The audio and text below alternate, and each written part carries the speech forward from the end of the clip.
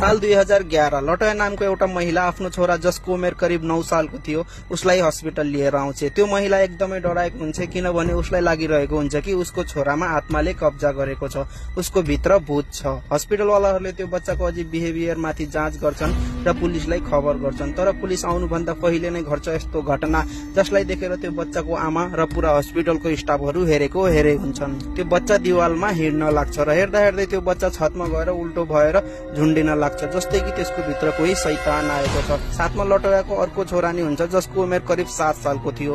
त्यो यस्तो अजीब अजीब कुरा गरिरहेको थियो, त्यही पनि यस्तो भाषामा जो त्यसले कहिले सिकेकै थिएन। उसलाई खाली अंग्रेजी नै आउँथ्यो तर पनि उसले दुनियाँभरको सबै भाषामा अजीब अजीब डरलाग्दो आवाज निकालिरहेको थियो। जब पुलिस आउँछ त्यसपछि हस्पिटलका सबै स्टाफको बयान लिइन्छ।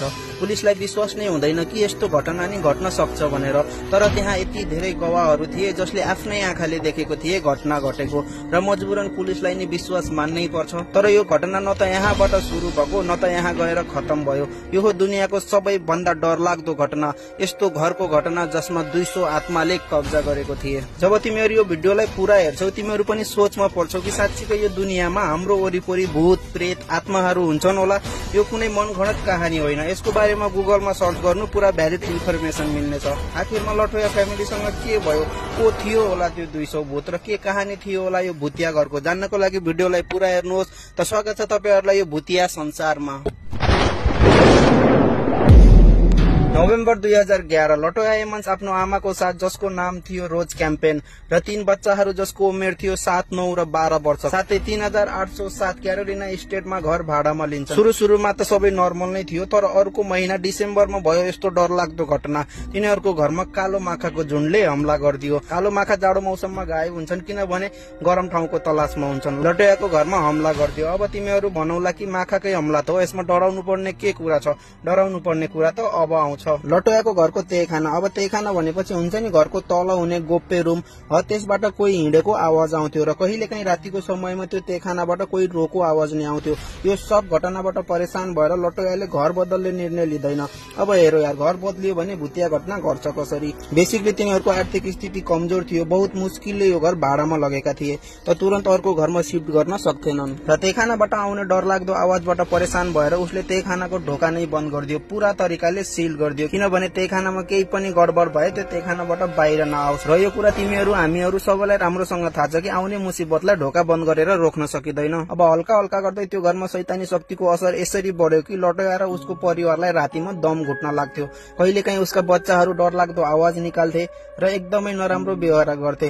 एकचोटि उसको सबैभन्दा सानो छोराले आँखाको नानी नै पल्टायो, मेरो मतलब जो सेतो सेतो भाग हुन्छ नि खालि त्यो नै देखिएको थियो र अजीब अजीब डरलाग्दो आवाजमा भनिरहेको थियो कि तिमीहरू सबैजना मर्नेवाला छौ। अब सोचो कि जसको घरमा यो सब घटिरहेको छ त्यसलाई रातिमा निद कसरी आउँछ? रातिको करिब 2 बजेको थियो, कोही पनि सुतेका थिएनन् र त्यही बेला भयो यस्तो घटना जसलाई देखेर तिनीहरूको होस नै उडाइदियो। लटोयाको जो बच्चा थियो सबैभन्दा सानोवाला त्यो आफ्नो साथीसँग खाटमा सुतिरहेको हुन्छ र अचानक त्यो बच्चा हावामा उड्न लाग्छ।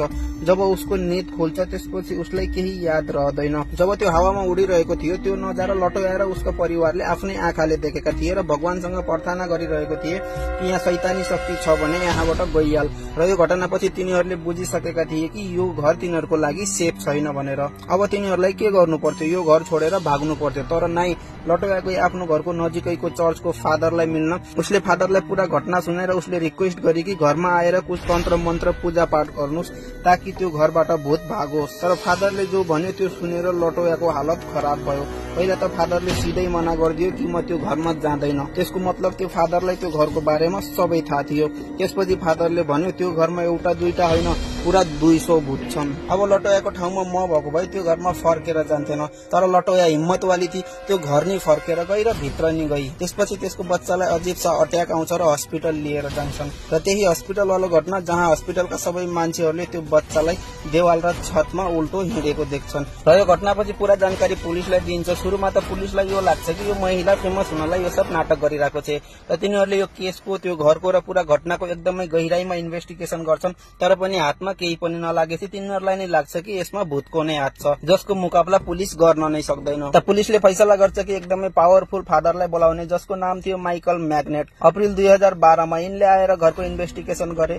त्यो 9 सालको बच्चा र उसको परिवारको लागि प्रार्थना गरे, घरलाई पवित्र गरे, त्यहाँबाट शैतानी शक्तिलाई भगाउन जे गर्न सक्छन् सब कुछ गरे। र आखिरमा यो सबको नतिजा भयो कि त्यो फादर एकदमै बिमार भयो। फादरलाई नि यो लाग्न थाल्यो कि आत्मासँग पंगा लिएर उसलाई भारी पर्यो। उनले यो कुराको इन्फर्मेसन पुलिसलाई नि दिए, तर लटोया एकदमै गरिब थियो त अर्को घर भाडामा लिन सक्थे नि। यसमा सरकारले सहयोग गर्छ। पुलिसले दिएको बयानको हिसाबले लटोयालाई पैसा दियो अर्को घरमा शिफ्ट गर्नलाई, ताकि त्यो र उसको परिवार जिन्दा रहन्। यो घरलाई खाली गराइदिए, तर पनि कसैको हिम्मत भएन यो घरलाई भत्काउने। र फाइनली यो घरलाई किन्यो एउटा प्यारानर्मल इन्भेस्टिगेटरले, जसको नाम थियो ज्याक वेगन्स। र उसले यो घरको बारेमा एउटा डकुमेन्ट्री बनायो जसको नाम थियो डेमन हाउस। र यसको बारेमा नेटफ्लिक्सले पूरा फिल्म बनाएको छ, गएर हेर्न सक्छौ। जब मैले यो घटनाको बारेमा पढे मलाई नि विश्वास भयो कि हामी मानम या नमानम, हाम्रो वरिपरि यस्ता शक्तिहरू हुन्छन्। हेरो, मैले अन्धविश्वास फैलाउन खोजेको होइन। रियालिटी त यो हो कि यस्तो घटना जोसँग घट्छ उसलाई नै विश्वास हुन्छ, जोसँग घट्दैन उसलाई हुँदैन। आजको लागि यति नै, हामी फेरि मिलाउँला मेरो नेक्स्ट भिडियोमा। तबसम्मको लागि च्यानललाई सब्स्क्राइब गरेर राख्नुहोस्। Okay, by.